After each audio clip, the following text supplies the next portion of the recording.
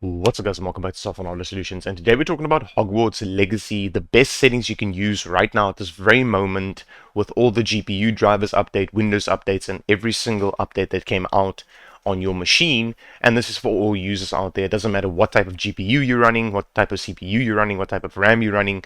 This is the best settings you can use right now at this very moment to get the best performance out of this game and have a smooth gameplay experience.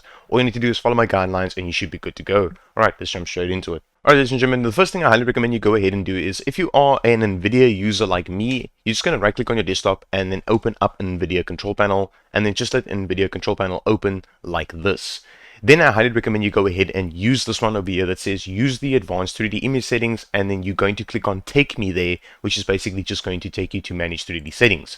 Now you're going to come inside here where it says global settings, and then it also says program settings. Now this is where you can pick a specific game, so you can choose Hogwarts Legacy, but I highly recommend that you go ahead and choose the global settings over here, so it will actually apply this for every single game that you are playing right now at this very moment. It doesn't matter what game you are playing.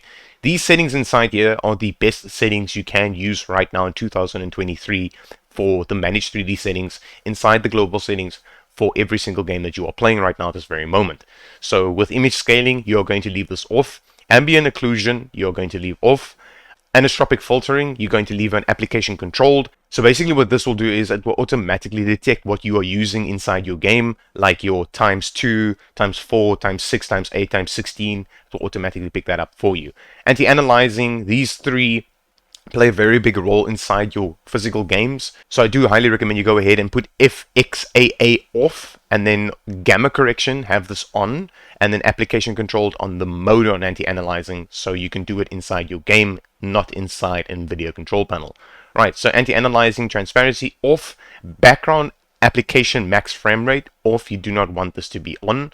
This one over here where it says CUDA GPUs, you're going to click on this and then go and select your dedicated graphics card. So you're just going to click on here and then say OK. DSR factors is just super resolution. If you want to use this, you can go ahead and do that by selecting this. It's a whole mission if you want to do upscaling on this, but you can use the upscaling inside the game as well, so you don't need to do it here. Right, so you can just leave this off. Low latency mode, I highly recommend that you go ahead and change this from on to ultra. If you only have ultra, leave it on ultra, or just select ultra if you only have ultra. If you have on, like me, I have a 9700K and an RTX 2060 with 16 gigs of RAM. Now for me on, it works perfectly fine. It works better than ultra. Now you need to test that out yourself, but I do recommend putting it at ultra for most case scenarios. Max frame rate, you're going to leave this off because you're going to maximize the frame rate inside the game, not inside here. This over here, multi-thread sample AA, you're going to leave off. OpenGL GI compatibility on auto. OpenGL rendering GPU, you're going to select your GPU inside here. Again, do not say auto select, select your dedicated graphics card.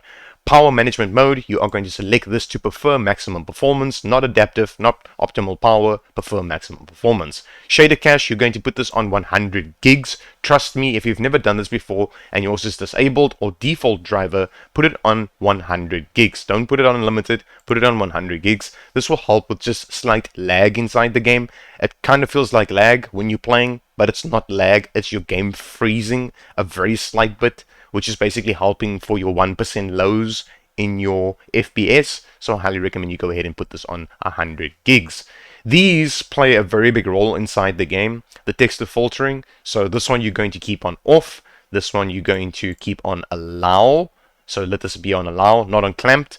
Then the quality you're going to put on high performance because you want to get more performance out of your game. Don't worry, your game will still look really, really good. Go ahead and put this on high performance. Virtual sync, just leave it as use the 3D application setting. And then these three over here is just virtual reality things. You do not need to change anything inside here. Once you're done with all of these settings, you're going to apply it and let it apply. It might flash a couple of times, don't worry about that. It's just applying the settings for you. Now every time you go ahead and download a new driver for your graphics card, for instance, if I open this up, I'm just going to show you this. If you open up GeForce Experience and you own GeForce Experience and you go to your drivers, and this is how you update your drivers, or you go to the internet and type in your GPU and say driver download. Every time you download the latest driver, what it's going to do is it will most likely change the settings inside here. If it does, just come ahead and change it to these settings that I have over here. It is the best settings that you can use for managed 3D settings right now at this very moment in 2023, and it works perfectly fine. Once you're done with that, you're going to go to config surround and physics, and you're going to go over here. Now, a lot of people have this at auto select or on CPU. I do not recommend that you go ahead and do that.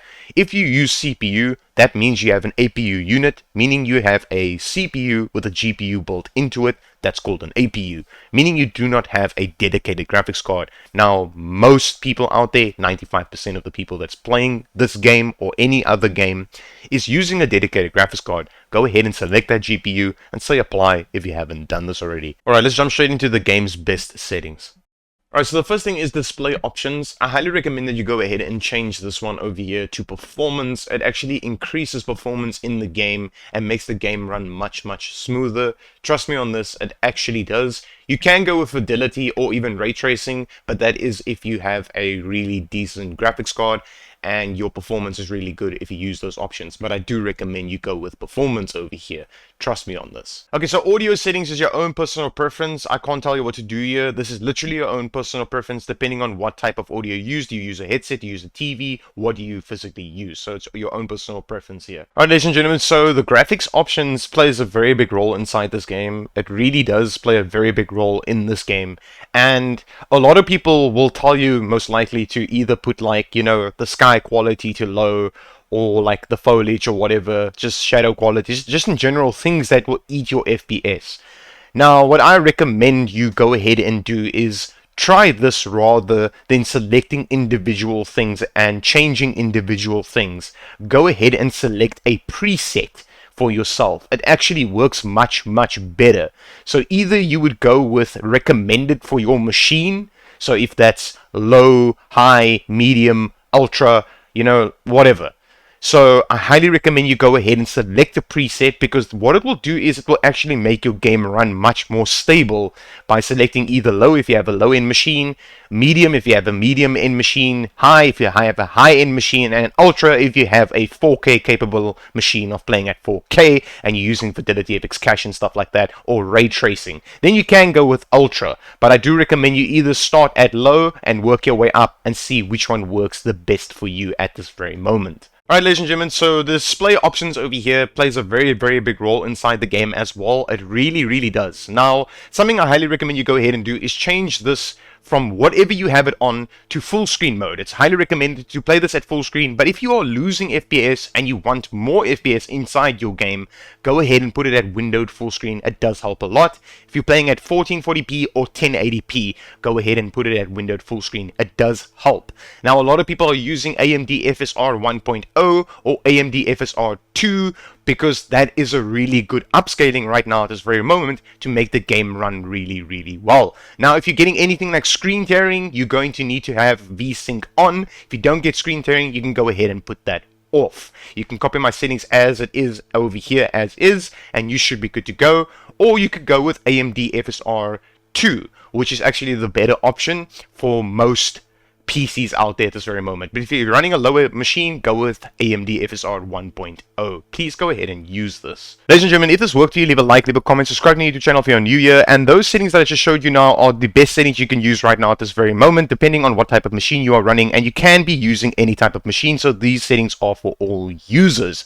Now, they will obviously bring out updates for this game, so I will be making another FPS boost guide or changes in the game to show you what changes you should make inside the game if they bring out updates like patch reports and stuff like that to make the game run a little bit better. So they will bring out updates for this game, obviously. I hope this helped you, and as always, peace